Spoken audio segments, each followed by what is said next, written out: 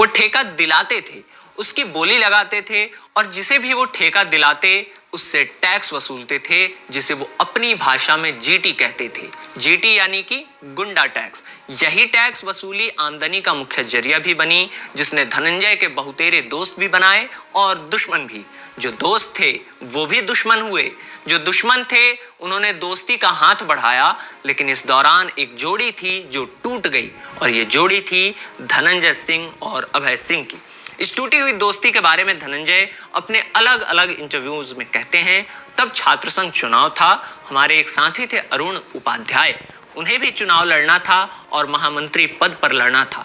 तब अभय सिंह चाहते थे कि वो भी महामंत्री का चुनाव लड़ें, क्योंकि उनका नाम बबलू श्रीवास्तव के साथ एक हत्याकांड में जुड़ गया था और पुलिस उन्हें खोज रही थी।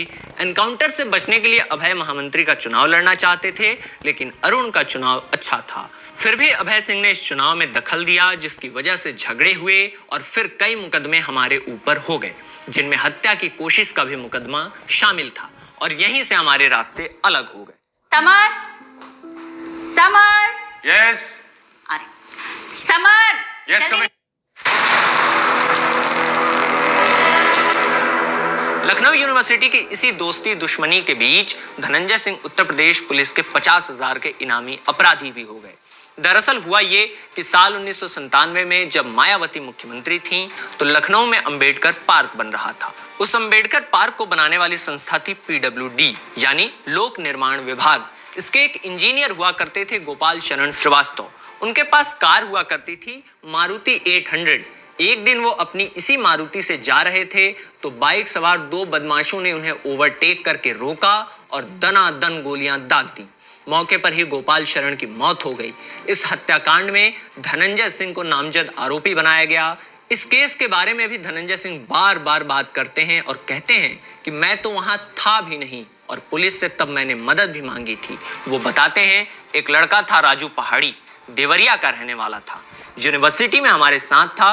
उसका इंजीनियर गोपाल शरण श्रीवास्तव के साथ कुछ झगड़ा हो गया और राजू पहाड़ी ने अपने लोगों के साथ मिलकर इंजीनियर की हत्या करवा दी। हमारा नाम थोड़ा ज्यादा था उस वक्त यूनिवर्सिटी में, तो मुझे भी मुलजिम बना दिया गया। उस वक्त लखनऊ के तत्कालीन SSP थे रजनीकांत मिश्रा। मैंने उनको फोन किया और कहा कि मेरा इससे कोई लेना देना नहीं है, लेकिन वो नहीं माने। मुझे मुलजिम बना दिया और 3 दिन के अंदर मेरे ऊपर इनाम घोषित हो गया। मैं तब 50,000 का इनामी बदमाश बन गया। इनामी अपराधी घोषित होने, भदोही पुलिस के साथ एनकाउंटर में मारे जाने और फिर जज के सामने आकर खुद को जिंदा बताने वाले धनंजय सिंह आखिरकार सरेंडर करके जेल चले गए।